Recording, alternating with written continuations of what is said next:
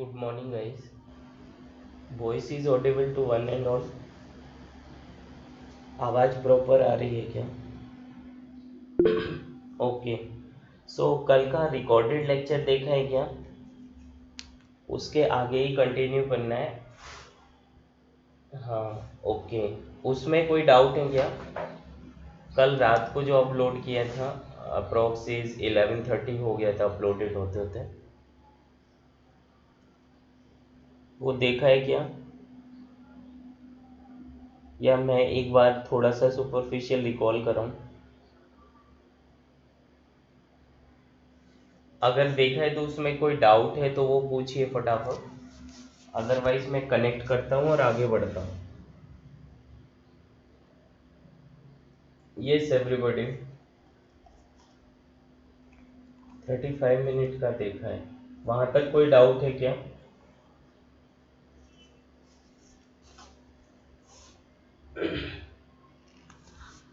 बोलिए, वहाँ तक कोई डाउट है? नहीं सर. ओके.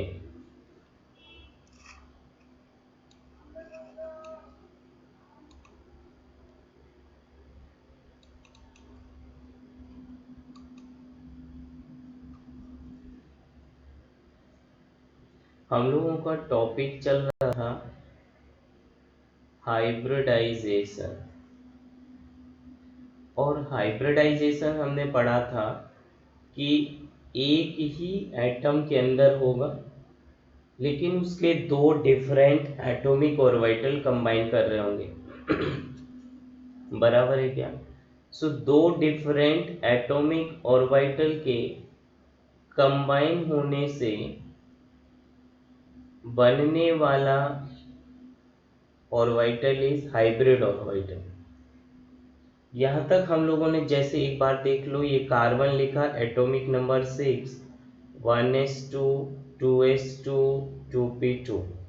तो s के दो इलेक्ट्रॉन होते हैं और p में जो तीन ऑर्बिटल हैं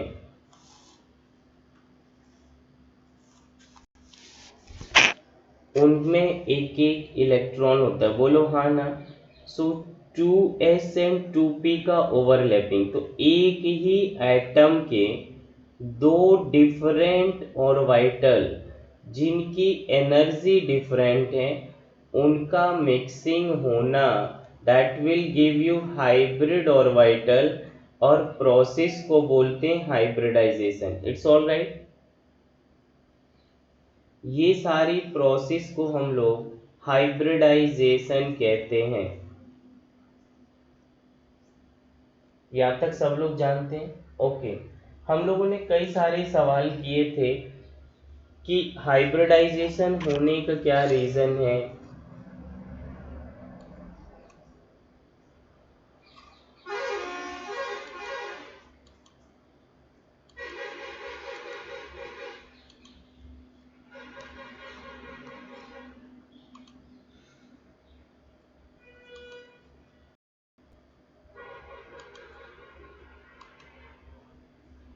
चलिए. सो यहाँ तक स्क्रीन वगैरह दिख रही है आपको? कोई दिक्कत तो नहीं आ रहा है?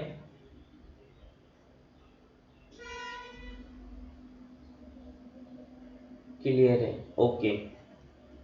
मैंने जो कल लास्ट रिकॉर्डेड लेक्चर में दो क्वेश्चंस का एक्सप्लेनेशन किया है उसमें ये किया 2p का overlapping is greater than 2s और अगले क्वेश्चंस का आंसर था 1s overlapping is greater than 2p. ये पॉइंट सभी को समझ आया? जैसे जिन्होंने देखा हो, जिनने नहीं देखा उनके लिए मैं एक्सप्लेन कर रहा हूँ एज अ फाइनल नोट, लेकिन वो आप रिकॉर्डेड लेक्चर में जाके सुने प्लीज. समझ रहे हो क्या? मैंने पॉइंट ये बोला था कि अगर सेल नंबर सेम होगा, प्रिंसिपल क्वांटम नंबर सेम है, सेल नंबर सेम है, तो आपको क्या देखना है? Directional character will be the dominant answer. Then answer according to directional character of an orbital, इसको काफी डिटेल में एक्सप्लेन किया गया। Directional character of an orbital. अब मैं आपसे ये बोल देता हूं, मान लीजिए एग्जामिनर ने आपको ये ऑप्शन ही दिया था 2p उन्होंने पूछा है बेटर सिग्मा बॉन्ड कौन बनाएगा, बेटर सिग्मा बॉन्ड कौन बनाएगा। ऑप्शन ए दिया 2s ऑर्बिटल के बीच में, ऑप्शन बी दिया 2p के ऑर्बिटल के बीच में। ये दो ही ऑप्शन अभी कंसीडर करिए। तो देखिए इसमें भी सेकेंड सेल ही है, सेकेंड सेल के बीच s ऑर्बिटल है, सेकेंड ही सेल के p ऑर्बिटल हैं। तो अगर सेल नंबर सेम है, n इज इक्वल टू 2 ही है, जो कि सारे ऑप्शन में मैच कर रहा है, तो directional character will B dominant.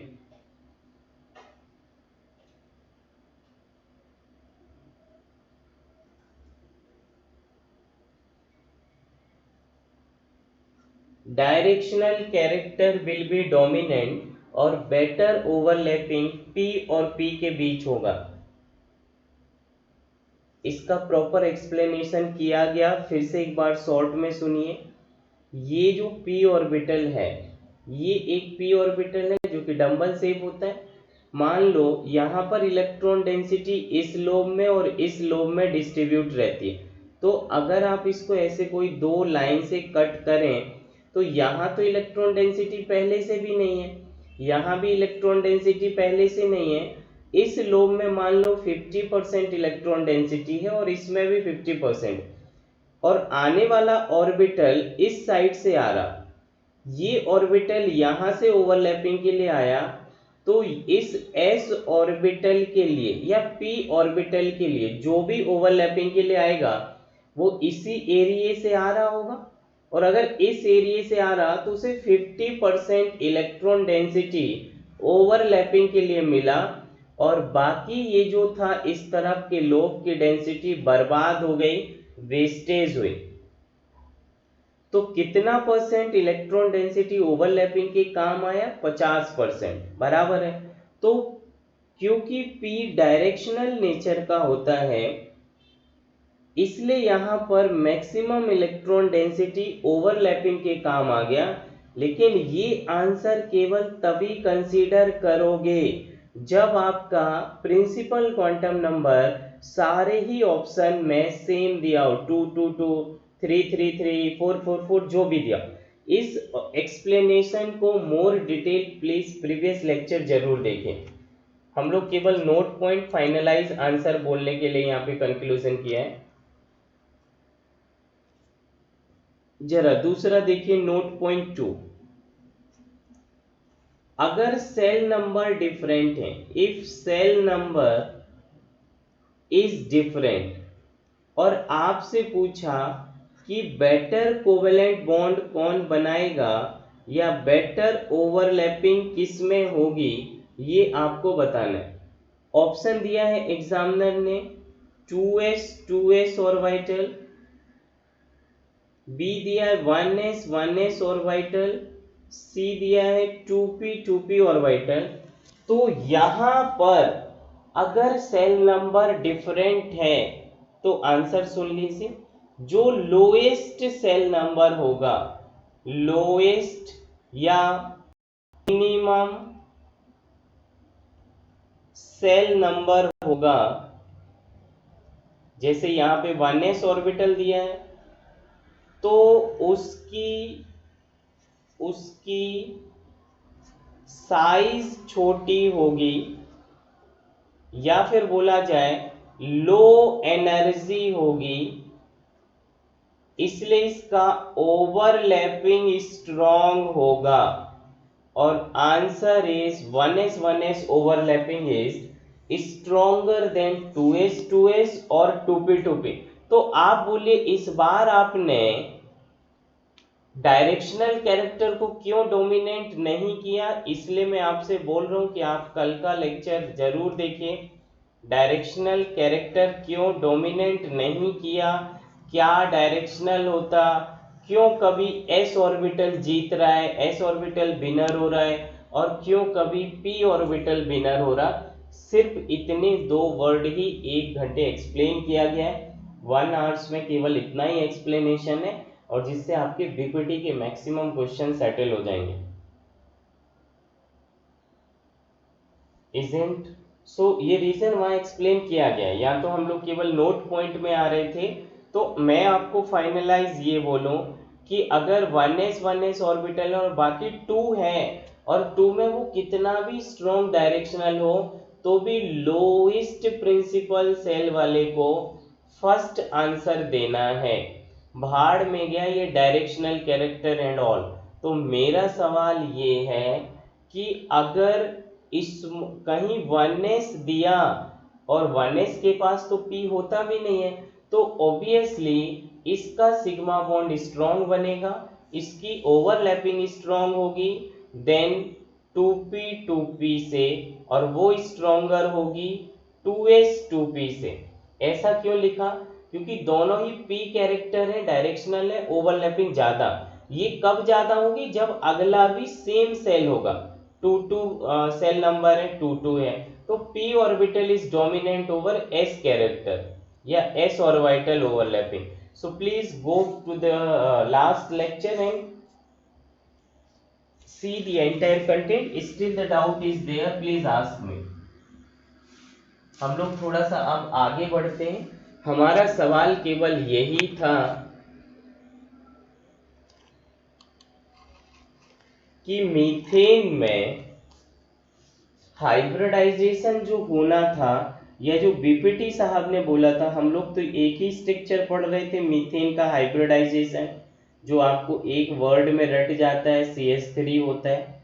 इसमें हम लोगों ने ये समझ लिया था, या मैं दोबारा लिखता हूँ, ground state configuration 1s2 2s2 2p2।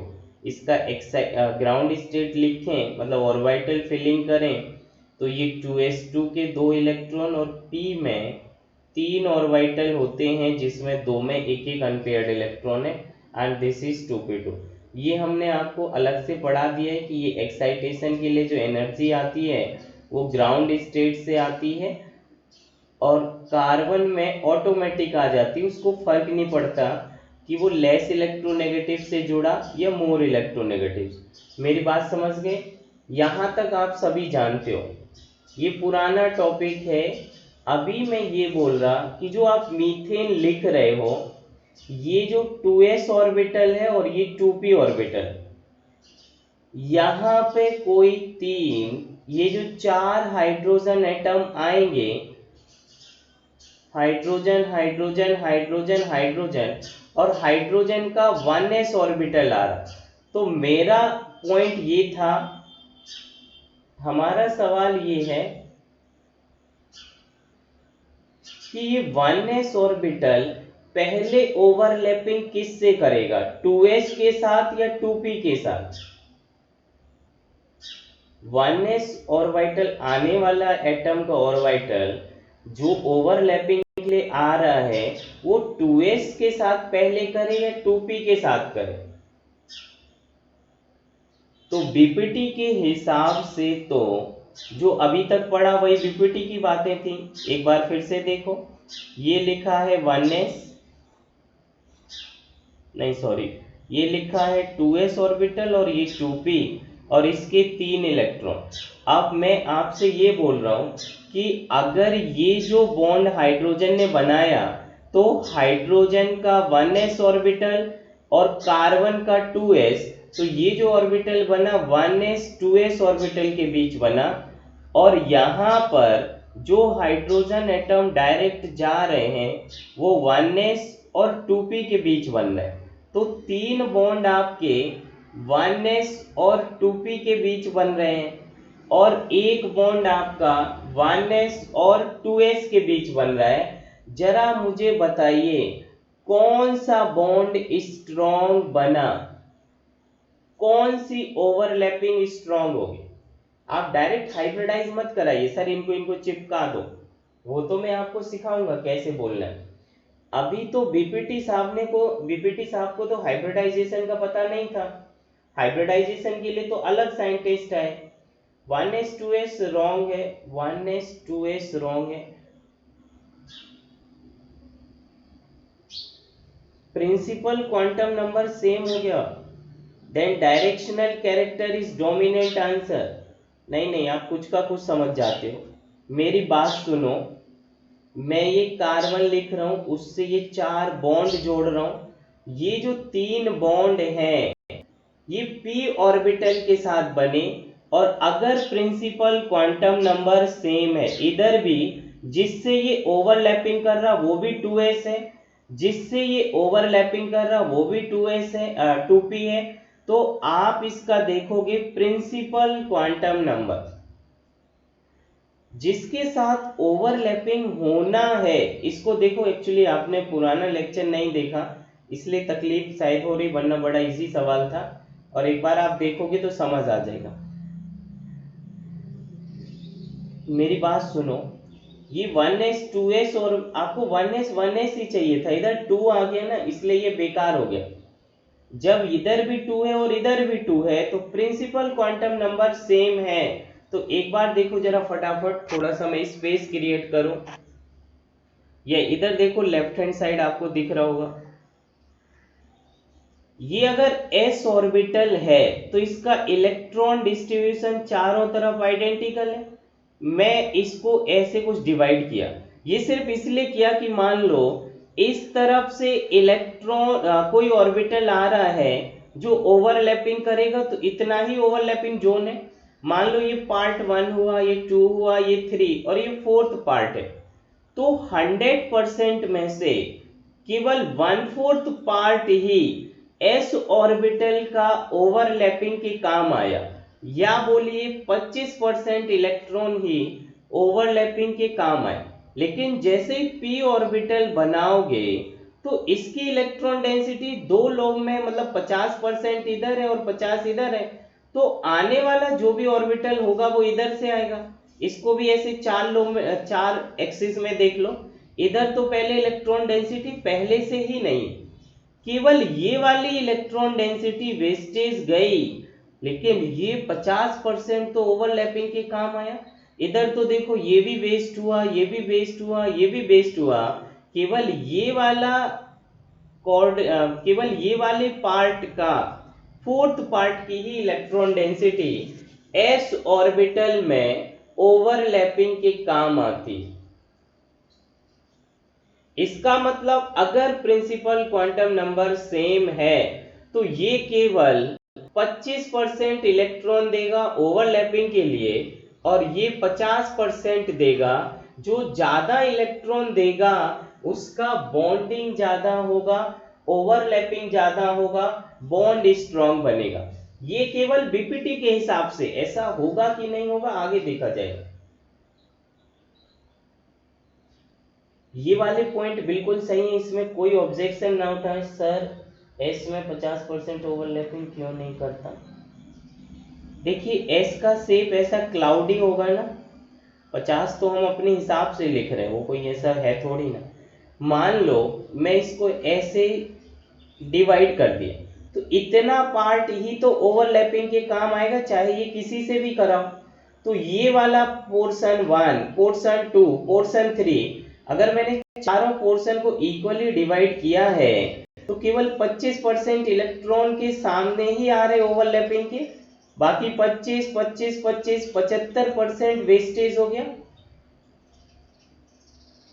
लेकिन p ऑर्बिटल तो बनते ही दो डब्बे हैं, तो यही पूरा इलेक्ट्रॉन होगा इस साइड के लोब में और इस साइड।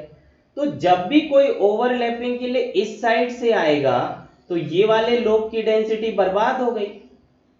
तो अगर पूरी 100% है तो एक लोब में 50% मानोगे कि नहीं मानोगे। तो कहां इलेक्ट्रॉन डेंसिटी ज्यादा मिल रही है, p ऑर्बिटल में। लेकिन ये डायरेक्शनल कैरेक्टर कब कंसीडर करोगे, जब प्रिंसिपल क्वांटम नंबर सेम हो। बोलो हाँ ना।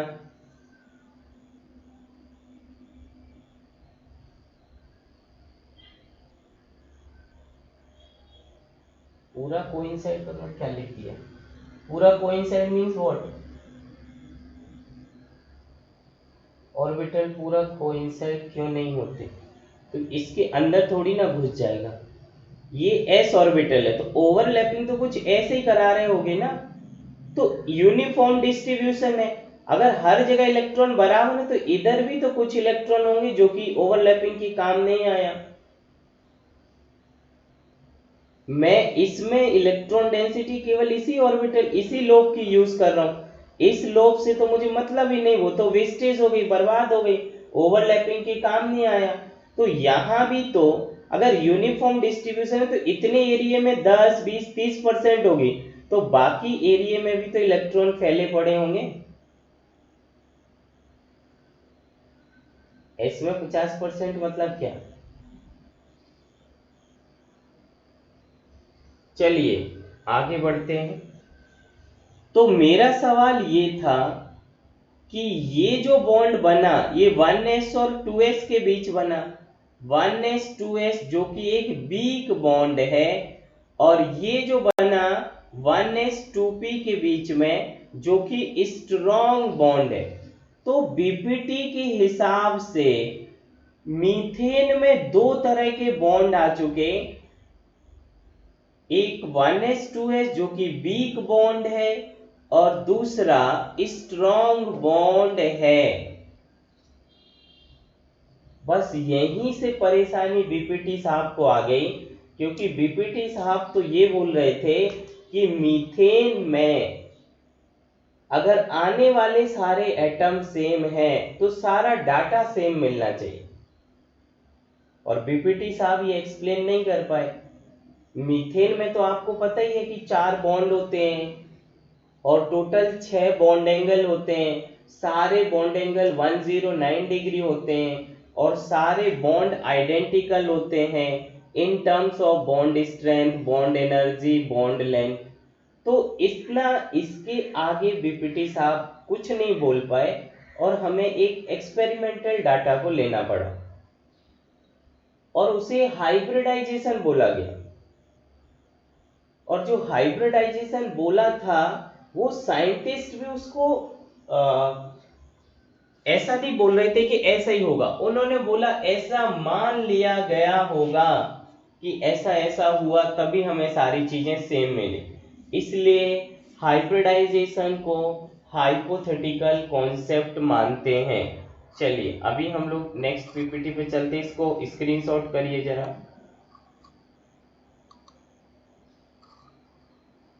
अब मेरी बात सुनो। इधर से बीपीटी साहब के आगे हम लोग हाइब्रिडाइजेशन में एंट्री मारेंगे, लेकिन उससे पहले एक्सपेरिमेंटल डाटा को हम लोग देखते हैं। बट एक्सपेरिमेंटली देखा गया, क्या देखा ये देखिए, मैं ये बताना चाह रहा हूं। ये एक्सपेरिमेंटली देखिए, किसी भी मॉलिक्यूल्स का कोई भी डाटा आज जो भी निकाला जाता है वो एक टेक्निक होता है, और उसको बोलते हैं स्पेक्ट्रोस्कोपिक मेथड। जैसे आपका पेट दर्द या ऐसा कुछ भी है तो आप एक्सरे कराते हो, छोटे से छोटा दर्द, पेन, पस जो भी है वो एक्सरे में सब आ जाता है। इंटेस्टाइन में दर्द था, लीवर में, इधर उधर कहाँ स्वेलिंग है, कहाँ क्या है।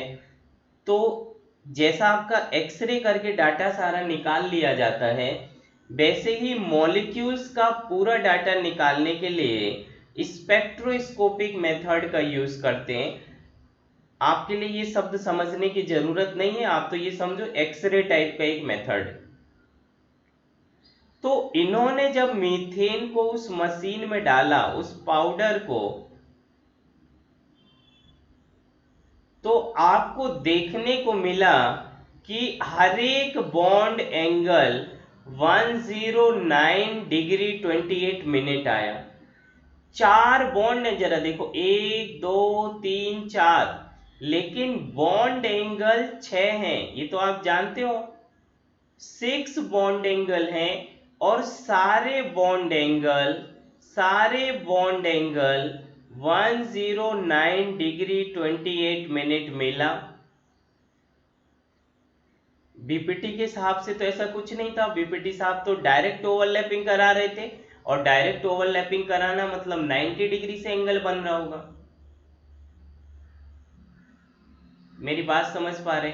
जब ये सारे बॉन्ड एंगल आइडेंटिकल मिले तो ये बॉन्ड लेंथ भी आइडेंटिकल थी और ये क्या बोलते सारे बॉन्ड की बॉन्ड स्ट्रेंथ भी आइडेंटिकल थी और ये डाटा एक्सपेरिमेंटली मिला। हाँ, एमआरआई करा दो, जो तुम्हारे मन करे सो करा दो, एमआरआई करा दो। मॉलिक्यूल्स की कई सारे data, bond length, bond strength, ये सारा डाटा ओपन होके स्पेक्ट्रोस्कोपिक मशीन और एमआरआई मशीन एक सा ही होता है। लेकिन एमआरआई मशीन हम लिविंग ऑर्गेनिज्म की बॉडी के बारे में करते हैं और किसी भी डेड कंपाउंड पे हम लोग स्पेक्ट्रोस्कोपिक करते हैं। दोनों ही मशीन है, प्रिंसिपल ऑफ फंक्शनिंग दोनों का सेम है। ऐसा तुमसे कोई सवाल नहीं पूछेगा एक्सरे कराऊं कि एमआरआई कराऊं। अब मेरी बात सुनो जरा, हम लोगों ने ये इसको मशीन में डाला और ऐसा देखने से पता चला, मशीन का डाटा है अभी, कुछ ना तो बीपीटी बोल रहे ना हाइब्रिडाइजेशन वाले वैज्ञानिक बोल रहे। ऐसा देखने से पता चला कि जो 4H मीथेन में थे, अगर वो डायरेक्ट जाके ओवरलैपिंग करते तो आपका बॉन्ड एंगल केवल 90 डिग्री आना चाहिए, लेकिन आपको तो प्रैक्टिकली कुछ और ही मिल रहा।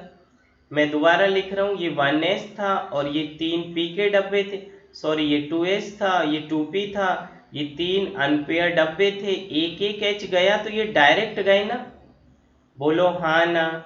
और अगर ये डायरेक्ट गया तो आप बोलो आपको कैसे पता, रटा हुआ है कि 90 डिग्री है? नहीं, हमको ये पता है कि 3 ही एक्सिस होती हैं, एक्स, वाई और जेड, और ये जो p ऑर्बिटल है वो 3 ही एक्सिस पे लाई कर रहा होगा। अरे बोलो हाँ ना। तो ये आपस में तीनों एक्सिस या तीनों p orbital px, py, pz 90 degree पर ही जुड़ा होगा। तो जाके जब ये हाइड्रोजन डायरेक्ट ओवरलैपिंग करेंगे तो 90 डिग्री पर ही जुड़ेगा, बोलो हाँ ना। तो बीपीटी के हिसाब से बॉन्ड एंगल तो 90 डिग्री आना चाहिए। बोलो ये पॉइंट आप लोग समझ रहे हैं मैं क्या बोल रहा हूं? लेकिन एक्सरे मशीन से, स्पेक्ट्रोस्कोपिक मशीन से बॉन्ड एंगल तो 109 डिग्री आ गया। तो जो ये एक्सपेरिमेंट कर रहे थे साइंटिस्ट, जिन्होंने हाइब्रिडाइजेशन दिया, उनसे पूछा गया कि भैया बताओ कैसे ओवरलैपिंग हुई, तो वो भी कुछ नहीं बता पाए। वो इतना बोल पाए कि जो ये डाटा मशीन दे रही है वही सही है, और उस डाटा को एक्सप्लेन करने के चक्कर में अपने नए नए पॉइंट बोलते गए। तो ऐसा देखने से पता चला कि अगर 4H जो आने वाले मीथेन के चारों H एटम थे वो डायरेक्ट ओवरलैपिंग नहीं किए होंगे, क्योंकि बॉन्ड एंगल 109 डिग्री आ रहा, अगर डायरेक्ट किए होते तो 90 डिग्री की रेंज में रहता, 90 आता। तो एक पॉइंट तो हाइब्रिडाइजेशन से ये निकल आया था कि डायरेक्ट ओवरलैपिंग नहीं होती है, उससे पहले डायरेक्ट ओवरलैपिंग नहीं होती है, उससे पहले जरूर कुछ ना कुछ होता होगा। और वो कुछ कुछ क्या होता, ये पॉइंट ही समझना है। ओवरलैपिंग कराने से पहले मीथेन के जो ऑर्बिटल थे या जो कार्बन के जो ऑर्बिटल थे, जो 2s और 2p, ये आपस में मिक्स्ड होंगे और ये मिक्स्ड होने से एक आइडेंटिकल ऑर्बिटल बना होगा। अगर अलग अलग होंगे तो यहां डाटा अलग अलग मिलना चाहिए। 2s की एनर्जी अलग है, 2p की एनर्जी अलग है, तो ओवरलैपिंग में अलग अलग चीजें मिलती। लेकिन हमें तो एक्सरे में एक्सपेरिमेंटली स्पेक्ट्रोस्कोपिक मशीन से सारा डाटा आइडेंटिकल मिल रहा। इसका मतलब ये हाइड्रोजन जाने से पहले इन ऑर्बिटल में आपस में गुलू गुलू होगा, कुछ मिक्सिंग होगा, कुछ आइडेंटिकल होगा। और आइडेंटिकल होने का मतलब यही था कि ये चारों ऑर्बिटल अब एक साथ मिक्स्ड हो गए। जब ये एक साथ मिक्स्ड हुए और एक सी एनर्जी हुई होगी, तभी जाके हमें जो डाटा मिल रहा है वो एक सा मिला होगा। आप इस पे ये सवाल मत उठाइए कि सर ये तो हमने ही बोला था ऑर्बिटल इक्वलाइज करना इज हाइब्रिडाइजेशन। हाइब्रिडाइजेशन वाले साइंटिस्ट खुद ही कह रहे हैं कि मैं हाइपोथेटिकली बोल रहा हूं। केवल मैं ऐसा इसलिए बोल रहा कि सारी चीजें आइडेंटिकल मिल रही, इसका मतलब ये ऑर्बिटल भी आइडेंटिकल बने होंगे। और इस बार एक s और 3 p ऑर्बिटल मिक्स्ड हो गए, मतलब ये सारे orbital sp3 sp3 sp3 identical बन गए। ये पॉइंट मेरे समझ पा रहे हो मैं क्या बोल रहा हूं? Everybody are getting, everybody understood what I say? बस जस्ट कंक्लूजन पे आने वाले, ये बस आप सुन लीजिए, क्वेश्चंस करने में हेल्प मिलेगा। इतना कंटेंट आप लाइन टू लाइन रट्टा मत मानना। आप लोग काफ़ी लेट हैं और थोड़ा फास्ट करना है फॉर जलगांव स्टूडेंट। अब मेरी बात सुनिए, ओवरलैप करने से पहले मीथेन के ऑर्बिटल के बीच में कुछ कुछ ऐसा जरूर हुआ होगा जिसकी वजह से हमें चीजें आइडेंटिकल मिल रही। तो ये जो बीपीटी साहब डायरेक्ट ओवरलैपिंग करा रहे थे, इसी के बीच में साइंटिस्ट कूद पड़े और उन्होंने बोला कि आप डायरेक्ट ओवरलैपिंग मत कराइए, ओवरलैपिंग कराने से पहले इनको आपस में मिक्स्ड करिए, क्योंकि डाटा तो हमें इसके हिसाब से चाहिए। इसका मतलब ऐसा मिक्सिंग को ही हाइब्रिडाइजेशन बोला गया। या before the overlapping in methane चारों ऑर्बिटल आपस में मिल गए होंगे, जुड़ गए होंगे, और इसको मिलने या जुड़ने को हाइब्रिडाइजेशन कहते हैं। और हाइब्रिडाइजेशन मतलब हाइब्रिड तो आप समझते हो ना, दो चीजों को मिला के एक यूनिफॉर्म आइडेंटिकल चीज बनाना इज हाइब्रिडाइजेशन। जैसे बायोलॉजी में हाइब्रिडाइजेशन किया गया था, क्या बोलते, एक खच्चर बनाया था, आप लोग हिंदी समझते हो या नहीं, क्या बोलते, मूल गधा और हॉर्स का मेटिंग करा के एक आइडेंटिकल पावर का एनिमल बनाया, और जिसमें उसमें गधे की तरह वेट, हाँ डोंकी एंड हॉर्स, क्या इंग्लिश है आपकी, yes all right. So donkey and horse का मेटिंग करा के एक न्यू प्रोजेनी बनाया, न्यू एनिमल्स बनाया, और उसमें डोंकी की तरह वेट बियरिंग पावर था और हॉर्स की तरह रनिंग पावर या कैपेसिटी था, बस इतना। तो इसी तरीके से यहाँ पर 2s और 2p में लाखों प्रॉपर्टीज अलग अलग हैं, लेकिन जैसे ही आपने मिक्स्ड किया, हाइब्रिड बनाया, सारी प्रॉपर्टीज इस डब्बे की, इसकी इसकी इसकी आइडेंटिकल हो गई। बोलो हाँ ना। ऐसा करने से आपको जो 90 का ओवरलैपिंग था वो बच गया। अब तो ये 90 बचा ही ना, बचा ही नहीं। अब ये 90 नहीं रहा। हिंदी समझ पा रहे हो क्या? ये जो ओवरलैपिंग है ये तो 109 डिग्री पर हुआ। इसका मतलब कि पहले ये जो 2s और 2p ऑर्बिटल था, अगर इससे डायरेक्ट ओवरलैपिंग होती तो बॉन्ड एंगल 90 डिग्री आता। मतलब मीथेन में ऐसे कुछ हमें एटम मिलते 90 90 90 90। और ऐसा करने से क्या परेशानी थी, मुझे ये बताओ। अगर ऐसा कर भी लेते तो आपको क्या परेशानी थी? आपको क्या पता था कि 109 डिग्री शुभ नंबर है, 109 डिग्री पे चलो। आप ऐसा भी तो कर लेते कि यहीं अटैक करा देते और 90 डिग्री से प्रोडक्ट बनाते। मान लो ये कार्बन है और ये 90 डिग्री पे इसके दो दो एक्सिस मैंने लिखा, तो जैसे ये हाइड्रोजन और उसकी कुछ इतनी साइड, दूसरा हाइड्रोजन और उसकी इतनी साइड, आपस में ये hydrogen hydrogen atom steric repulsion cause करेंगे और पूरा मॉलिक्यूल्स मीथेन बर्बाद हो जाएगा। इसलिए हमें इनको डायरेक्ट ओवरलैपिंग से बचाना था। मान लो ये तो मीथेन था, लेकिन इसकी जगह अगर आप कार्बन टेट्राक्लोराइड लिखते तो इस बार तो क्लोरीन की साइज बढ़ जाएगी, और ये तो दो ही क्लोरीन इतने धक्के मारेंगे कि पहली बात तो चारों क्लोरीन ही नहीं आने देगा और हाईली अनस्टेबल हो जाएगा और कार्बन टेट्राक्लोराइड जैसा कंपाउंड एग्जिस्ट नहीं कर पाएगा बीपीटी के हिसाब से। लेकिन बीपीटी में ही करेक्शन कर लिया गया था और हाइब्रिडाइजेशन जैसे कॉन्सेप्ट को इंट्रोड्यूस करा दिया। उन्होंने बोला कि आप इन ऑर्बिटल को मिक्सिंग करिए। इस बार ये सारे ऑर्बिटल आइडेंटिकल आ चुके हैं, sp3 sp3 sp3, सभी के पास एक एक अनपेयर्ड इलेक्ट्रॉन है।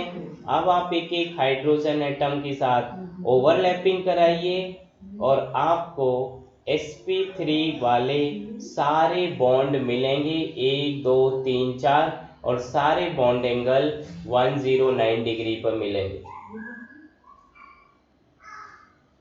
बोलो हाँ ना, समझ आए क्या? ओके। अब देखिए, आप बोलोगे सर कल तो आप बड़े सवाल खड़े कर रहे थे, क्यों 2s ऑर्बिटल 2p से मिक्स्ड होगा, जबकि इसकी साइज छोटी है, इसकी साइज बड़ी है,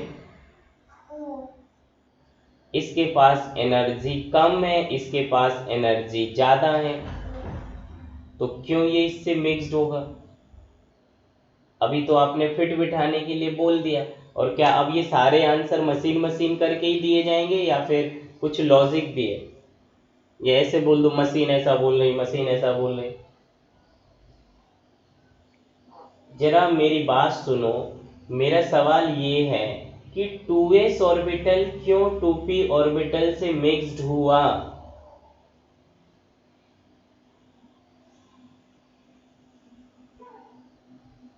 बोलिए जरा।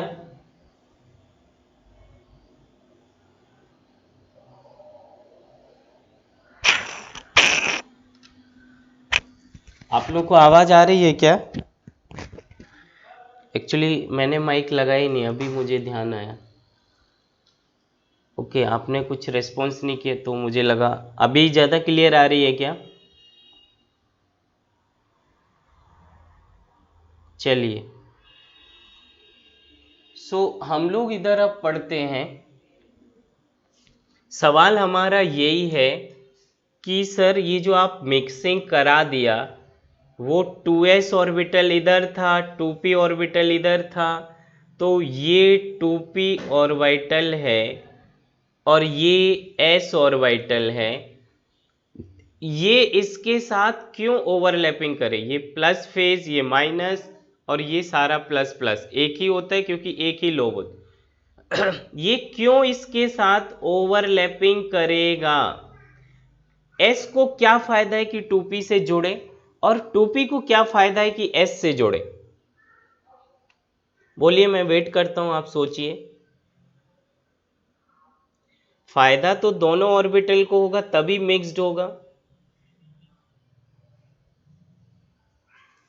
तो यहां पर हम लोगों ने ये पॉइंट पढ़े हुए हैं कि 2p अगर प्रिंसिपल क्वांटम नंबर सेम है तो यहां पर डायरेक्शनल कैरेक्टर प्रेजेंट है, directional character as a p orbital present है, जिसकी वजह से ओवरलैपिंग स्ट्रॉन्ग होगा। ओवरलैपिंग स्ट्रॉन्ग होगा तो बॉन्ड स्ट्रॉन्ग बनेगा। बोलो हाँ ना। दूसरा पॉइंट, s ऑर्बिटल में एनर्जी कम है, तो ये जब p से मिक्स्ड होगा तो p ऑर्बिटल की एनर्जी कम कर देगा। एनर्जी कम करना मतलब बॉन्ड का स्टेबल होना। मेरी बात सुनो, अफवाह रूल पढ़ा था ना, filling of electron in increasing order of their energy, 1s then 2s then 2p, मतलब 2p की एनर्जी 2s से ज़्यादा है, बोलो हाँ ना। अब देखो ये दोनों मिक्स्ड हुए क्यों, और यहाँ से मैं हाइब्रिड ऑर्बिटल बनना सिखाऊं आपको कैसे बनाते हैं। ये जो 2s है इसके पास क्या ब्यूटी है कि इसकी एनर्जी कम है, और तो इसके पास कोई फायदा नहीं है क्योंकि प्रिंसिपल क्वांटम नंबर सेम आ गया, तो हमें तो डायरेक्शनल को ही डोमिनेंट रखना था। जैसे ये p ऑर्बिटल इससे मिक्स्ड होगा इसकी एनर्जी डिक्रीज कर जाएगी, मतलब ये स्टेबिलिटी की तरफ बढ़ेगा। और जैसे ही s ऑर्बिटल इससे मिक्स्ड होगा इसको क्या फायदा हुआ, s ऑर्बिटल में डायरेक्शनल कैरेक्टर आने लगेंगे। तो इसका फायदा ये हुआ कि इसकी ओवरलैपिंग स्ट्रांग होती जाएगी। इसको फायदा ये हुआ कि ये जब मिक्स्ड हुआ तो इसकी एनर्जी डिक्रीज होने लगेगी और ओवरऑल नया हाइब्रिड बनेगा, और नया हाइब्रिड में स्टेबिलिटी दोनों एटॉमिक ऑर्बिटल से कहीं ज़्यादा हाइब्रिड ऑर्बिटल की है। मेरी बात सुनो, ये s ऑर्बिटल है जो प्लस साइन है, और ये आपका p ऑर्बिटल है जो प्लस फेस और नेगेटिव साइन, ये आपस में ओवरलैपिंग कर रहा, this is the overlapping zone. जैसे ही ओवरलैपिंग किया हाइब्रिड बनाना सीखो, ये प्लस और ये प्लस सेम फेज में है, मतलब ये कंस्ट्रक्टिव वेव है और ये लोब की साइज बढ़ जाएगी। और ये वाला माइनस और ये प्लस अपोजिट है, डिस्ट्रक्टिव फेज है, इस साइड ये छोटा साइज हो जाएगा। तो देखिए एक साइड का लोब फूल गया और दूसरा लोब छोटा सा रहा, और सारी इलेक्ट्रॉन डेंसिटी एक ही लोब में चली गई। ये दोनों लोब सेम फेस के थे, आपस में कंस्ट्रक्ट किए, इलेक्ट्रॉन डेंसिटी बढ़ गई, और बढ़ गई तो ये एक तरफ का लोब फूल गया क्योंकि सारी इलेक्ट्रॉन डेंसिटी इधर है, और इसको ही पढ़ते हैं हाइब्रिड ऑर्बिटल। और ये जो छोटा सा पॉइंट बनता वो डिस्ट्रक्टिव फेज का बना और ये कंस्ट्रक्टिव फेज का बना। तो ये पॉइंट समझ आया कि हाइब्रिड ऑर्बिटल ऐसे बनाते हैं, एक छोटा सा पॉइंट और एक फूला हुआ पार्ट, ये समझ आया कैसे बनाते हैं, बोलो हाँ ना। Everybody got it, hybridise orbital का शेप कैसे बनता है। अब हाइब्रिडाइज ऑर्बिटल जितने s और p लिए जाएंगे उस तरह का नाम दोगे। मीथेन में 3p और 1s है, इसलिए हम लोग इसको sp3 पढ़ देते। अब ना देखो ये एटॉमिक ऑर्बिटल था, ये एटॉमिक ऑर्बिटल था, ये hybrid orbital sp3 is better than 2s और 2p। आप तुरंत सवाल खड़ा करोगे कि सर मेरे से पूछा गया बेटर ओवरलैपिंग कौन करेगा, बेटर ओवरलैपिंग कौन करेगा। तो आंसर दिया हमें 2s 2s, ऑप्शन दिया हमें 2p 2p, और सी ऑप्शन दिया sp3 sp3 के बीच sigma bond. Definitely answer is hybridize orbital के बीच बना is sigma bond always always very very stronger than their parental orbital only। सभी से नहीं, सभी से नहीं, सभी से नहीं, ये 2s और 2p से मिलके ही बना हुआ है, इसलिए अपने एटॉमिक ऑर्बिटल से हाइब्रिड ऑर्बिटल में सारा डाटा अच्छा आ चुका है। 2s मतलब एनर्जी कम थी, 2p की ज़्यादा थी, दोनों ओवरलैपिंग के लिए कभी ये मने करेगा कभी ये करेगा, लेकिन यहाँ आइडेंटिकल एनर्जी आ चुकी, सूटेबल एनर्जी आ चुकी, जितने पे एक अच्छा सिग्मा बॉन्ड बनाना। इसमें डायरेक्शनल कैरेक्टर भी आ गया, इसके पास तो डायरेक्शनल नहीं था, तो ये बोलेगा भाई हम नहीं बॉन्ड बनाएंगे, हम कैसे बनाए, हमारे पास तो 25% ही इलेक्ट्रॉन डेंसिटी। तो इंडिविजुअल एटॉमिक ऑर्बिटल में दिक्कतें जो थी वो खत्म हो चुकी, हाइब्रिड ऑर्बिटल बनते। बोलो हाँ ना, कुछ पल्ले पड़ रहा है कि नहीं पड़ रहा है? Tell me very fast please. So सवाल ये है, इस पॉइंट को आप लोग लिखना अपने नोटबुक में, नोट पॉइंट करके। मैं इधर लिख रहा हूं फिर से, केवल 2s 2s 2p 2p और sp3 as a hybridise orbital दिया है, या कोई भी हाइब्रिडाइज ऑर्बिटल और उसके करस्पॉन्डिंग एटॉमिक ऑर्बिटल, इन्हीं एटॉमिक ऑर्बिटल के कॉम्बिनेशन से ही हाइब्रिड ऑर्बिटल बना। और हाइब्रिड चीजें बनाई ही जाती हैं सुपीरियर हो अपनी पुरानी चीजों से। बोलो हाँ ना। इसका मतलब इसका बॉन्ड स्ट्रेंथ ज़्यादा, इसका सारा डाटा अपने करस्पॉन्डिंग एटम से अच्छा होगा।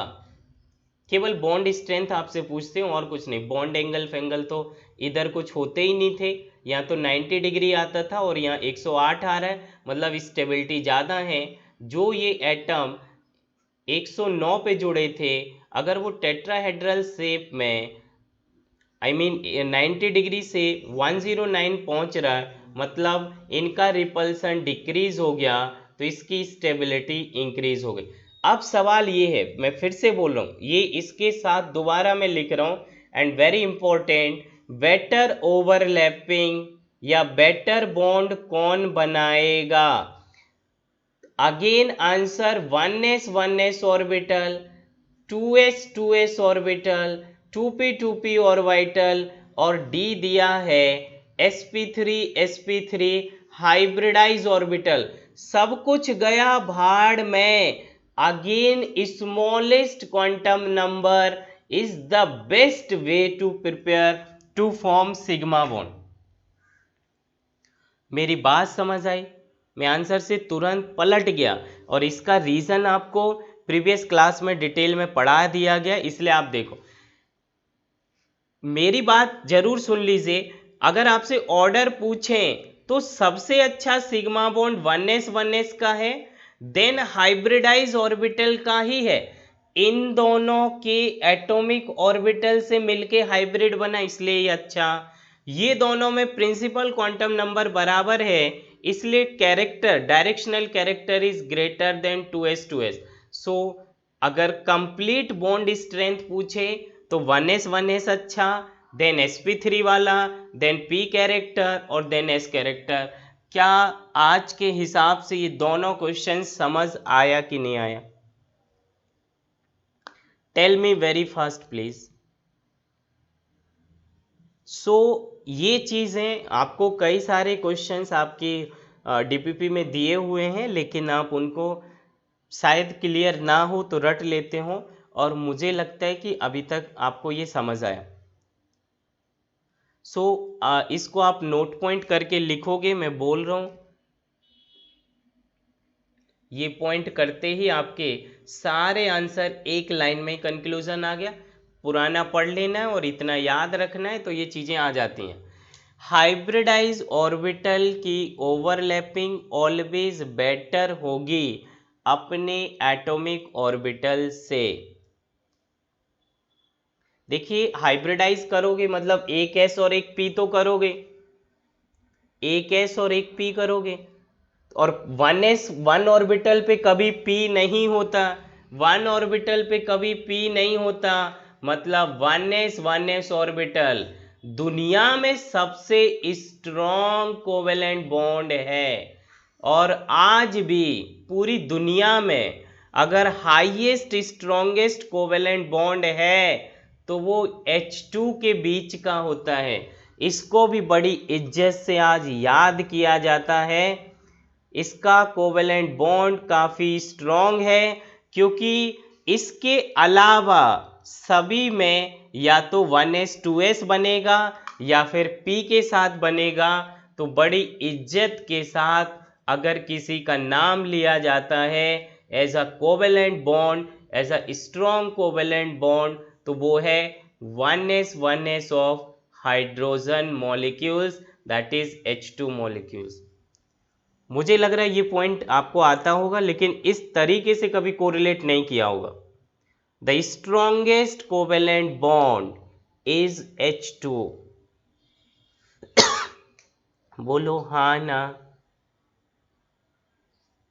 कुछ कुछ पल्ले पड़ रहे हैं, सब बाउंस उड़ गया। भैया F2 में कहाँ s ऑर्बिटल आ रहा, मुझे बताओ। कुछ भी बोल देने से आंसर थोड़ी ना होता है। इवन ये तो और बेकार है। सबसे अच्छा Cl2 होता है, फिर Br2 होता है, फिर F2 होता है, फिर I2 होता है। ये बॉन्ड स्ट्रेंथ का ऑर्डर है, बॉन्ड स्ट्रेंथ। कुछ भी बोल देना फटाफट, ये बोल दो वो बोल दो। देखिए जरा 1s2 2s2 2p5 ओवरलैपिंग तो P के साथ चल रहा है, तो P में ये सेकंड प्रिंसिपल क्वांटम नंबर है, ये फर्स्ट है।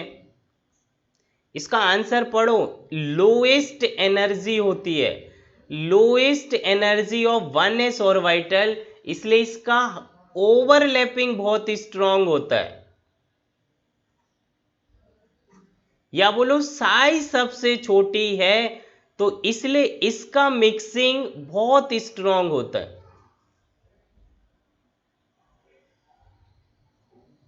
केवल अगर s ऑर्बिटल में 90% अगर मैं बोल दूं तो भी गलत नहीं हो, 90% इलेक्ट्रॉन डेंसिटी ओवरलैपिंग कर जाती है। और वो कब, जब केवल 1s ऑर्बिटल। लेकिन अगर इसके ऊपर बढ़ गए आप 2s और ऐसा, तो वही आप 25% वाली ओवरलैपिंग याद रखना। बोलो हाँ ना। तो p ऑर्बिटल में तो आप 50 से ऊपर ले ही नहीं पाओगे, क्योंकि ओवरलैपिंग तो एक ही लोब में कराओगे। बोलो हाँ ना। डी में तो चार चार लोब्स आ गए, चार जगह डेंसिटी बढ़ गया। इसका मतलब इसकी इलेक्ट्रॉन डेंसिटी कुछ इससे 25 से ऊपर कर दो और 50 से नीचे, मतलब कुछ 30% बना लो। पढ़ाएंगे आगे, टॉपिक आएगा। क्या यहाँ तक समझ आया कि नहीं आया? कुछ पॉइंट क्लियर हुए या पहले से आता था? केमिकल बॉन्डिंग में ये सब आपने करीब 2 साल से पढ़ ही रहे हो, तो मुझे लग रहा कि आता जाता तो हो गई कुछ। Everybody is clear? सो आगे हम लोग नेक्स्ट क्लास करेंगे, और अभी 4 से 5 क्लास हाइब्रिडाइजेशन पे ही निकलने वाले। अभी आपको ये नहीं पढ़ाया कि हाइब्रिडाइजेशन का क्या कॉज है, किस वजह से हाइब्रिडाइजेशन हुआ। क्या स्ट्रॉन्ग बॉन्ड बनाने के चक्कर में हाइब्रिडाइजेशन हुआ और बीपीटी को बर्बाद किया और डायरेक्ट ओवरलैपिंग नहीं किया? नहीं नहीं नहीं, स्ट्रॉन्ग बॉन्ड बनाना उद्देश्य हाइब्रिडाइजेशन का नहीं था।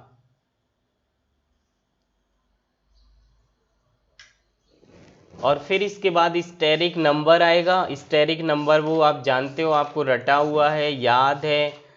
2 है तो sp, 3 है तो sp2, इस तरीके से फटाफट ख़त्म करते हुए। और बीपीटी अब आप अपना सारा मॉड्यूल्स पढ़ लीजिए, और स्टिल डाउट हो तो पूछ लीजिए। मैं केवल 10 मिनट में बीपीटी को स्लाइड्स को रीड करूँगा, क्योंकि सारी चीज़ें मैंने 1 एंड 1 स्टेटमेंट को मोर देन 1 आवर्स एक्सप्लेन किया। अब किस स्टेटमेंट को कहाँ बोला ये एक बार पाइपलाइन कर दूंगा, सो दैट कि आपको दिक्कत ना हो, आपको परेशानी ना हो, और आपको सारा कंटेंट शॉर्ट फॉर्म में, समराइज फॉर्म में भी वन प्लेस पे मिले। लेकिन जितना पढ़ाया गया उसके नोट्स बनाइए, स्क्रीनशॉट करिए, सिस्टम में रखिए, मोबाइल में रखिए, और कैसे भी करके उनको मल्टीपल्स टाइम रिवाइज करिए। सो देन हमारा रहेगा ड्रैगोस फार्मूला, बीएससी पीआरई तक ही शायद मैं पढ़ाऊँगा, और फिर हम लोग ब्लॉक केमिस्ट्री पे आ जाएंगे। एमओटी वगैरह तुम पढ़ लेना अगर दिक्कत ना हो तब। It's all right. बोलो समझ आया यहाँ तक? कुछ पूछना है तो पूछिए।